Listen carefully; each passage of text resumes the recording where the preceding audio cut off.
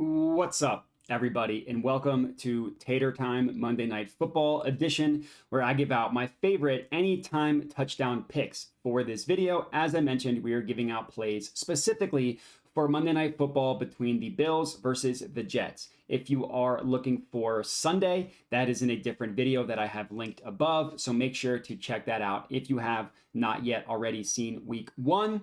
And before we can get into Monday night anytime touchdown picks, where I have two, I do need to do a recap from Thursday night football as I'm recording this on Friday. Unfortunately, we did not get any of our taters to hit for Thursday night football. So we start the NFL season down 2 units, being 0-2.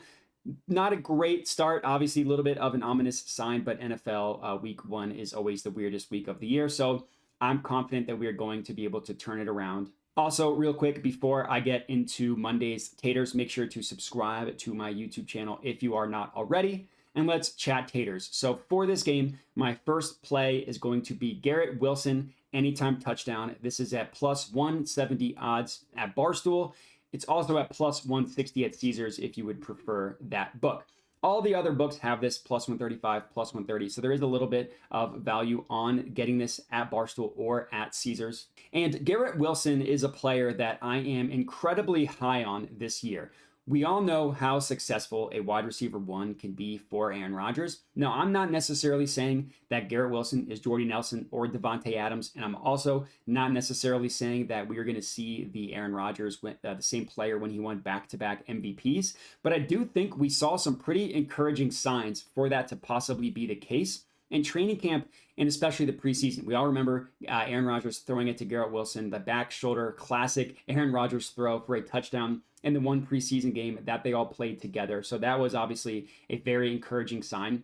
And I'm just so impressed with what we saw from Garrett Wilson last year and what he was able to do with Zach freaking Wilson as his quarterback. I don't think we really realized just how bad Zach Wilson is. So last year with Zach Wilson, Garrett Wilson had 83 receptions for 1,103 yards. That's really good.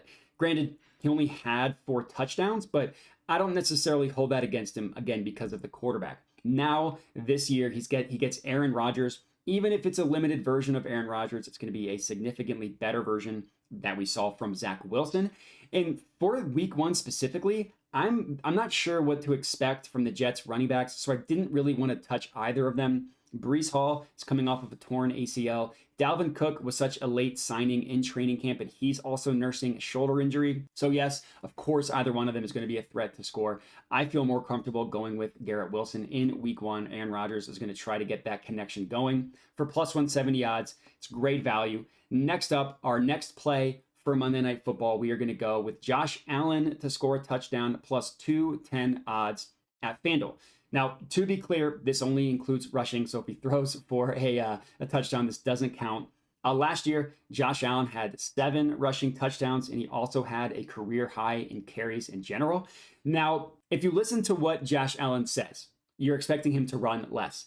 I find it more impactful and more helpful to actually look at his actions. And he did not show any signs of running less when you look at how he played in the preseason. There was that play against the Steelers where he was a maniac, and it was a preseason game. I just don't think that it's in Josh Allen's nature to not run the ball a ton and to slide and to protect himself. I just don't think it's in his nature. Like, some quarterbacks just don't have that gene. I respect it as a competitor. It's obviously risky from an injury perspective, but from our perspective, all we want for him is to score. Now, I also understand that looking at last year isn't perfect, but Allen did score a rushing touchdown in both games against the Jets last year, and he had a total of 3. So one game he scored twice, another game he only scored once.